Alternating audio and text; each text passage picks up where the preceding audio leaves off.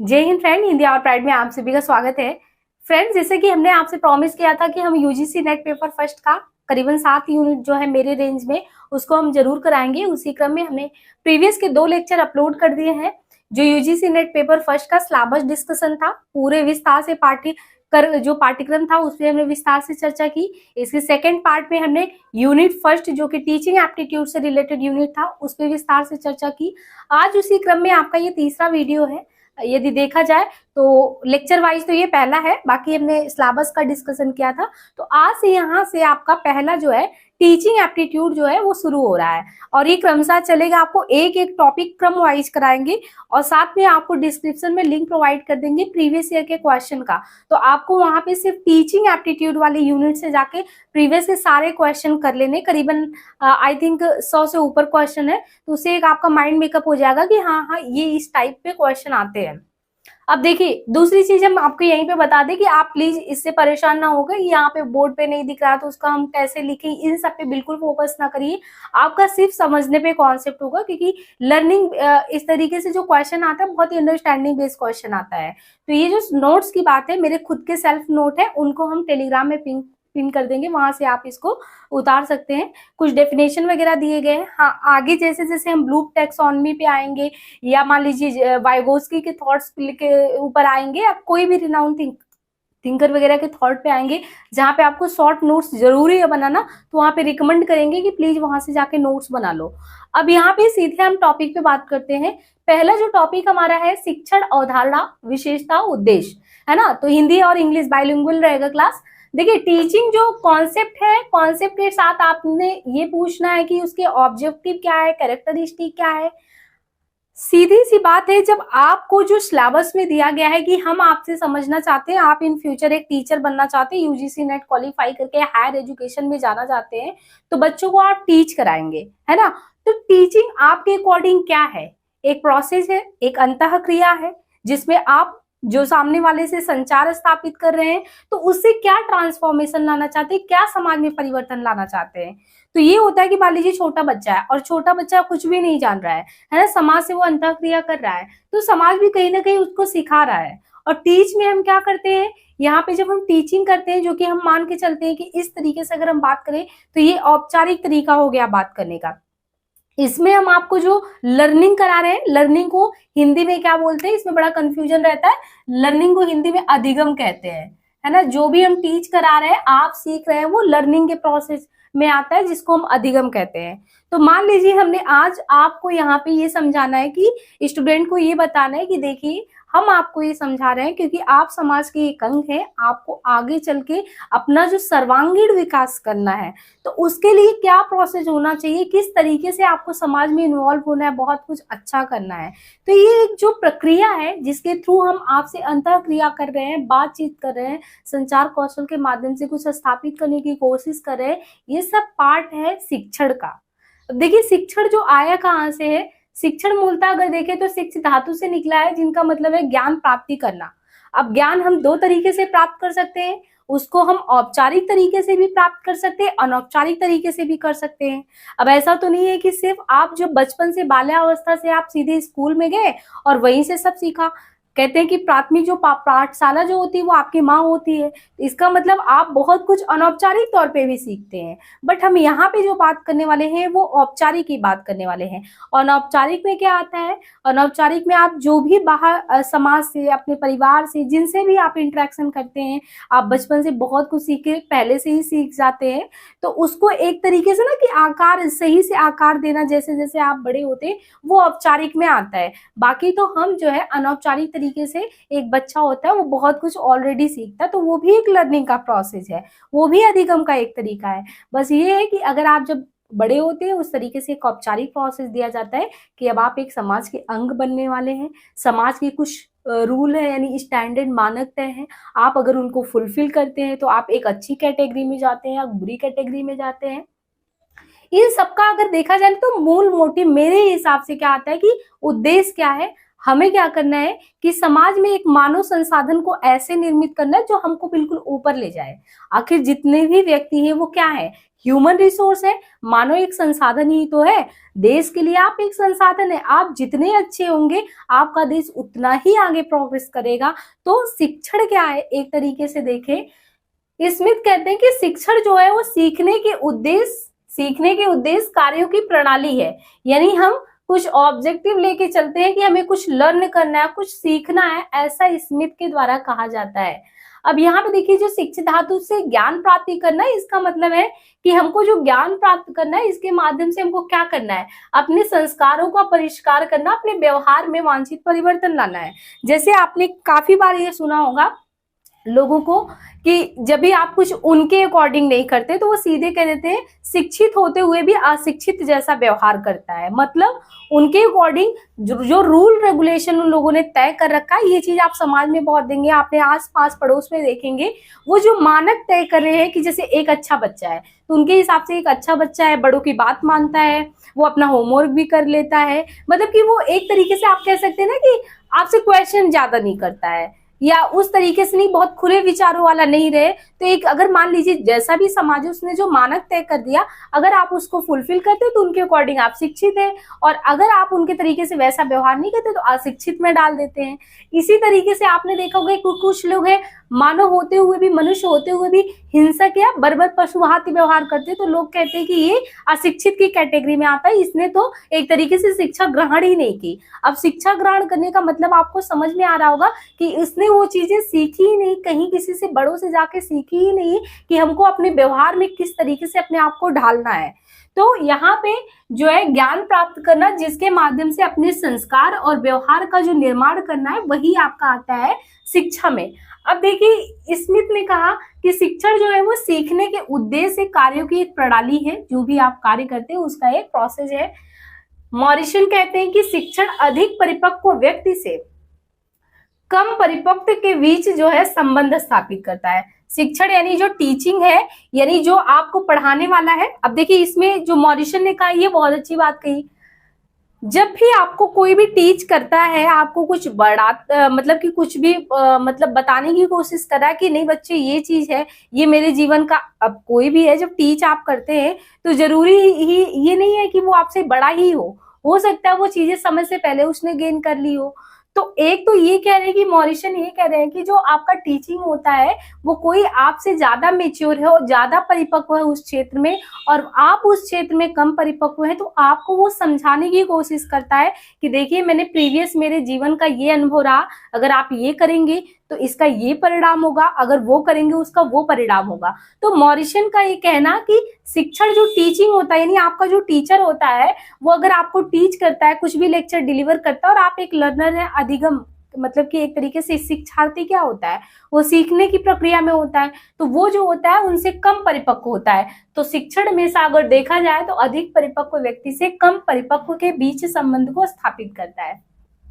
अब यहाँ पे जैसे रायबर्न है, ये कहते हैं कि शिक्षण जो है एक ऐसा संबंध है जो बच्चे को उसकी समझ शक्तियों के विकास के लिए प्रेरित करता है। अभी आप सोचिए कि जैसे ही अभी प्री प्राइमरी क्लासेज NAP 2020 जो है अपना जो इसने चेंज किया है पैटर्न, उसके अकॉर्डिंग आपको बोला है कि प्री प्राइमरी क्लासेज भी लेनी, फिर अपर प्राइमरी क्लासेज, इस तरीके से चलना है। अब क्या होता है जब बच्चा घर पे रहता है तो बहुत सी चीजें हमें नहीं पता चल पाता है कि उसके अंदर क्या काबिलियत है, और जब वो स्पेसिफिक जैसे 60 बच्चे हैं, 100 बच्चे हैं, मान लीजिए कोई भी स्पोर्ट में कुछ भी आपके यहाँ पे कोई भी फंक्शन ऑर्गेनाइज करना है, कुछ भी करना है, तो जब स्टूडेंट को दे दिया गया और वो स्टूडेंट मान लीजिए एक नेतृत्व करता की भूमिका में बहुत अच्छा प्रदर्शन करता है, तो लोगों को लगता है कि हाँ इस बच्चे के अंदर ये काबिलियत है। वो चीजें शायद हम घर में नहीं पकड़ पाते कि हाँ उसके अंदर क्या काबिलियत है। तो उस चीज के लिए यहाँ पे देखिए इन्होंने कहा है कि रायबर्न महोदय ने कहा है कि जो शिक्षण यानी जो टीचिंग है वो एक ऐसा संबंध है जो बच्चे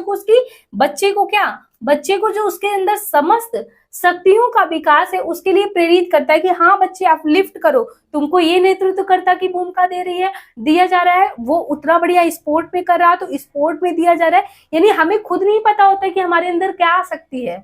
इसका बेस्ट एग्जाम्पल मैं दूं, जैसे यही टॉपिक अगर मुझे पढ़ाना है और मैं ये सोच के चलूं कि चलो भाई मैंने तो क्वालिफाई कर लिया है, मैंने कैसे पढ़ा है वो जिस तरीके से पढ़ा है, क्या मैं उस चीज को आपके सामने प्रस्तुत कर पा रही हूँ कि नहीं। तो ये काबिलियत अगर हमें अपना पहचानना है तो हम कैसे पहचान सकते हैं। तो एक जब लेवल आ जाता है जिसको हम कहते हैं कि मेमोरी लेवल से आप अंडरस्टैंडिंग से रिफ्लेक्टिव, अभी हम इसके जस्ट बाद जो हमारा क्लास होगा वो आपके इसी लेवल पे ऑन द बेसिस आप जो हमारे थिंकिंग का प्रोसेस है उस लेवल पे उस पे बात करने वाले हैं। तो हम कभी रट्टू बन के चीजों को रटा करते थे, आज ये कि चीजों को अंडरस्टैंड करते हैं और एक ऐसा पोजीशन आ जाता है जब हम रिफ्लेक्टिव करते हैं, चिंतन का वो स्तर आ जाता है जिसमें हमको क्या पढ़ाना है, कैसे पढ़ाना है, कैसे स्टूडेंट है, किस तरीके से क्वेश्चन आ सकता है, उस तक आ जाते हैं। तो हमारे जो एक स्तर होता है ना कि ये हम अगर डायग्राम इस तरीके से बनाए तो एक समय तक कि हम भी चीजों को रटते थे। मान लीजिए हमको रट के ये बताना होता कि शिक्षण ये होता वो होता, तो वो रटने वाला था, तो वो बिल्कुल नीचे वाला लेवल था। जस्ट इसको क्रॉस किया मैंने स्मृति स्तर को, तो फिर हम यहाँ पे पहुंच गए और अंडरस्टैंडिंग। फिर मैंने समझा कि मैंने भी पढ़ा है अंडरस्टैंडिंग लेवल पे देखा जाए कि क्या होता है, टीचिंग प्रोसेस ऐसे होता है, तो बहुत ईजी है, क्यों ना हम बच्चों को या जो भी हमारे समक्ष है उनको हम डिलीवर करें।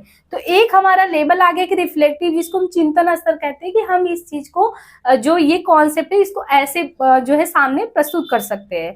तो ये धीरे धीरे प्रोसेस होता है ना। तो यही चीज बोल रहे हैं यहाँ पे एलन गेज की जो शक्तियां हैं हमें पता ही नहीं होता है, उसके लिए हमें क्या करना पड़ता है। तो इसके लिए जो है हमारे जो समस्त शक्तियों के विकास में ये जो हमारे टीचर होते हैं वो टीचिंग के माध्यम से वो जो है उन शक्तियों को निकालते हैं, विकास करते हैं उसका। इसके बाद देखिए एलन गेज कहते हैं कि शिक्षण जो है पारस्परिक प्रभाव है जिसका उद्देश्य अन्य व्यक्तियों के व्यवहार को बदलना है।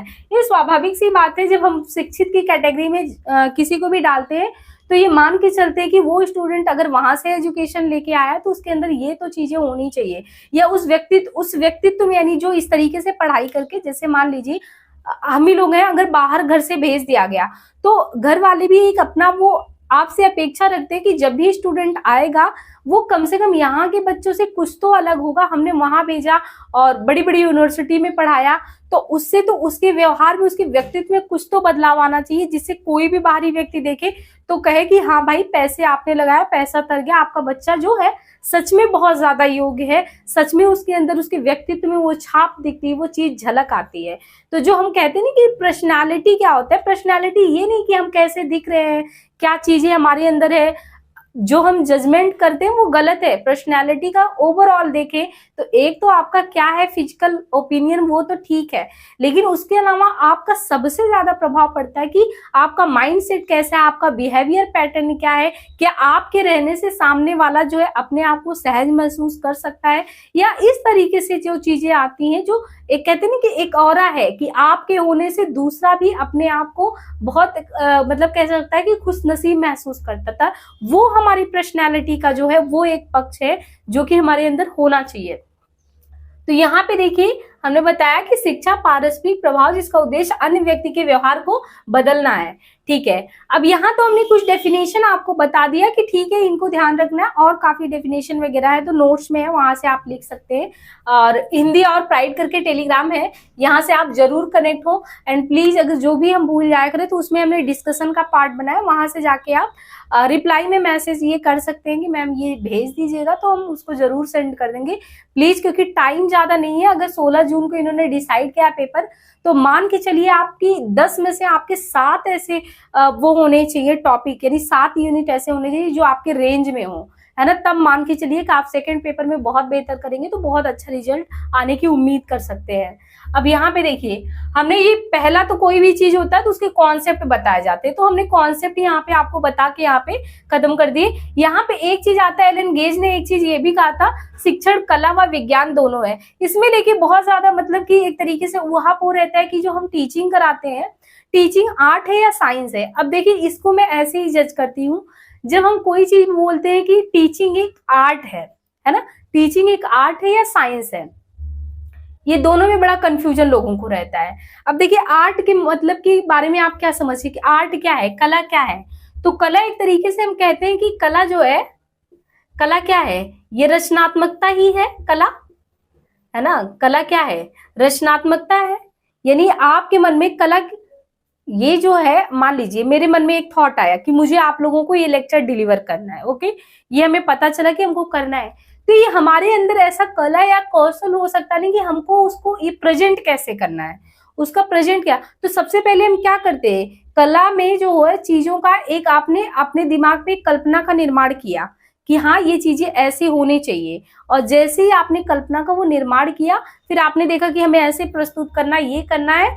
तो ये आपका आर्ट है, आपके टीचिंग का ये आर्ट है कि कैसे हमको प्रेजेंट करना है। और दूसरी चीज की टीचिंग के बारे में कि शिक्षण एक साइंस का मेथड है कि नहीं।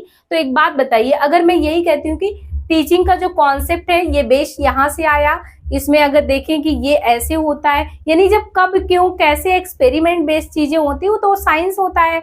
तो ये अगर हम टीचिंग यानी शिक्षण करा रहे हैं तो हम एक लेसन प्लान बना रहे हैं कि हमको ये पढ़ाना है, इसके बाद ये करना है। तो जैसे एक एक्सपेरिमेंट में प्रिपरेशन होता है कि हमको ये करना है, प्रेजेंट करना, वो सबसे बड़ी बात है। देखिए कोई भी टीचर को आप क्यों पसंद करेंगे, जब वो बहुत ही लॉजिकल बातें करेगा।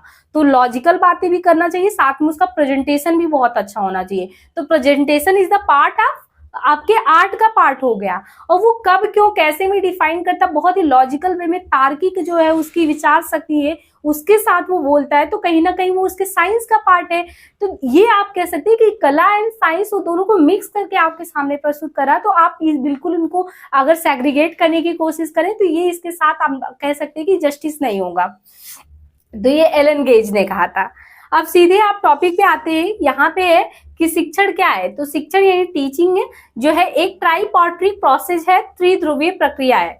देखिए जब हम टीच कराते हैं ना तो टीचिंग में ये चीजें होती है कि एक तरफ तो आपका शिक्षक होता है जो आपको पढ़ाने वाला है, दूसरी तरफ शिक्षार्थी जो सीखने वाला होता है, तीसरा होता है पाठ्यक्रम, है ना। एक पाठ्यक्रम आपको, देखिए इसमें हम जो है सिलेबस और करिकुलम पे भी जो है डिस्कशन करेंगे, क्योंकि आप अक्सर कॉलेज वगैरह में सुनते हैं कि ये हमारे करिकुलम का पार्ट है, ये हमारे सिलेबस का पार्ट है।